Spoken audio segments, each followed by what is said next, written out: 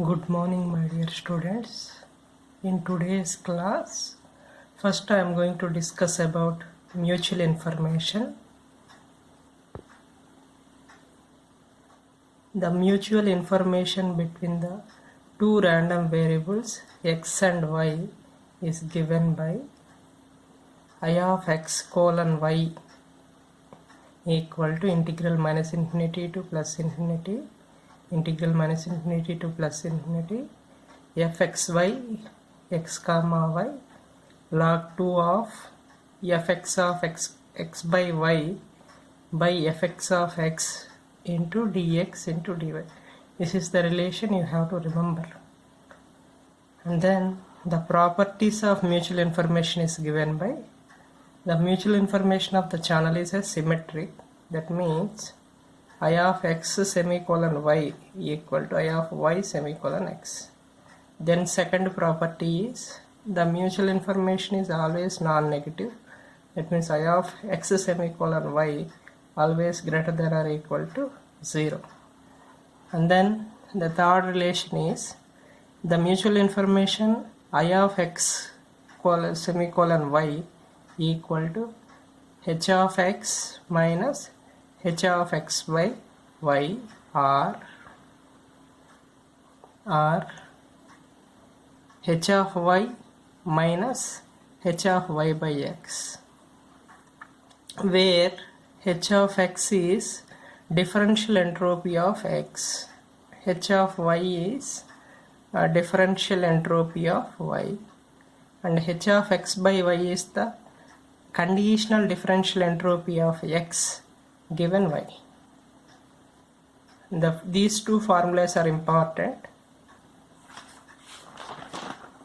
And then by using this mutual information, we are going to calculate the channel capacity. By using mutual information, we can calculate the capacity of the channel. And then the next concept is information capacity theorem. Suppose the transmitted symbol is xk and we are taking the channel is a additive white Gaussian channel. The channel is a additive white Gaussian noise channel. The received symbol is yk. The transmitted symbol is xk. During the channel, the noise is added nk. The noise is nk, it is added. The output is yk. Therefore, yk equal to xk plus nk, where k value varies from 1 to m. And then the information capacity of the channel is given by the capacity C equal to max of fx of x of I of xk semicolon yk. This is very important relation. The capacity of the channel C equal to maximum of fxk of x of I of xk comma yk. And already you know the relation I of xk semicolon yk equal to h of yk minus h of yk by xk.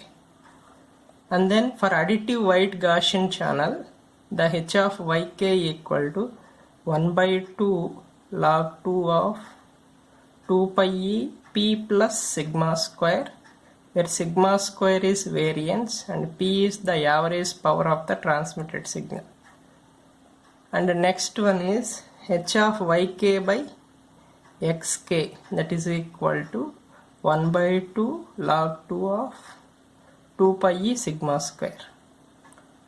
And for I of xk comma yk, we require two values, h of yk and h of yk by xk.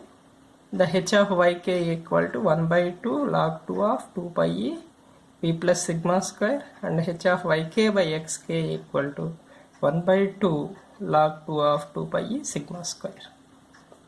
Okay, these are the two parameters, and substitute these two parameters in the I of xk comma yk.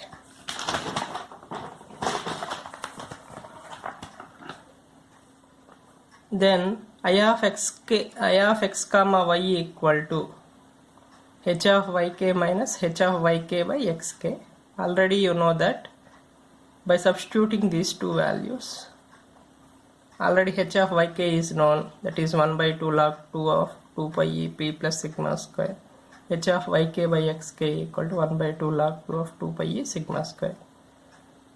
And make 1 by 2 common, and remaining thing is log of a minus b. Log a minus log b. Log a minus log b is log of a by b. Log of a by b. 2 pi e cancel. Remaining thing is p plus sigma square by sigma square. And it is written as 1 by 2 log 2 of 1 plus p by sigma square, where p is the average power of the signal and sigma square is the variance. And already you know the relation for the channel capacity C equal to maximum of fxk of x of I of xk comma yk, and this relation is simplified as channel capacity C equal to I of xk comma yk. Already you know I of xk comma yk. Already we know the relation for the I of xk comma yk, that is equal to 1 by 2 log 2 of 1 plus p by sigma square, and substitute that one. Therefore C equal to 1 by 2 log 2 of 1 plus p by sigma square. The units are bits per transmission. To convert it into this equation into bits per second, we have to multiply with 2b. We have to multiply that with 2b. Then relation is b log 2 1 plus p by sigma square bits per second.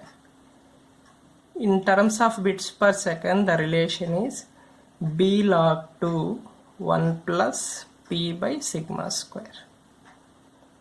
Okay, and whereas sigma square is the variance, it is nothing but a noise power, and it is given by n naught into b.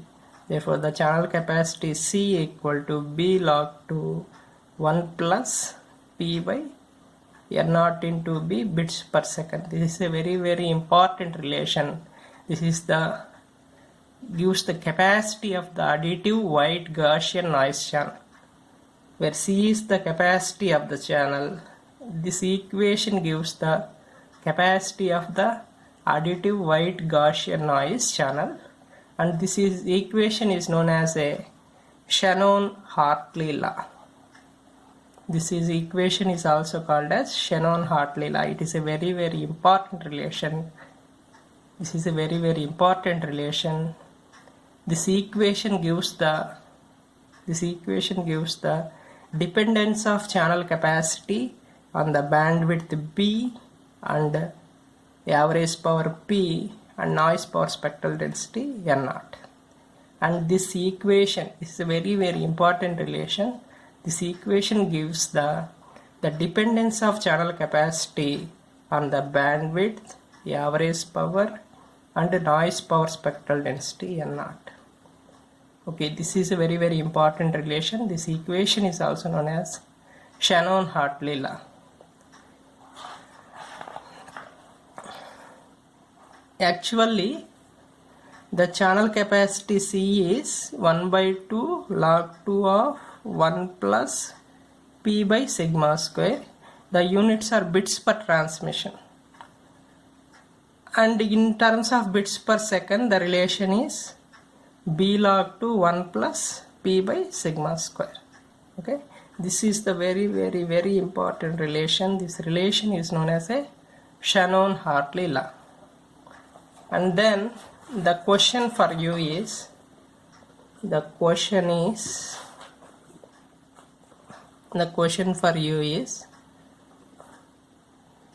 what is the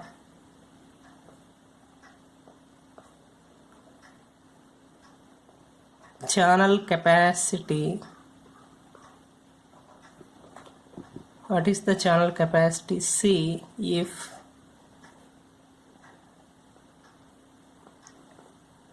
bandwidth is infinity.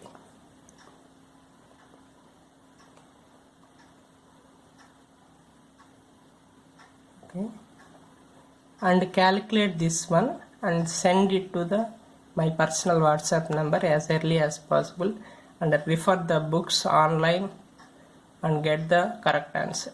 There is some tricky in it one, tricky is there in this question, and refer the books and get the correct answer. Thank you very much.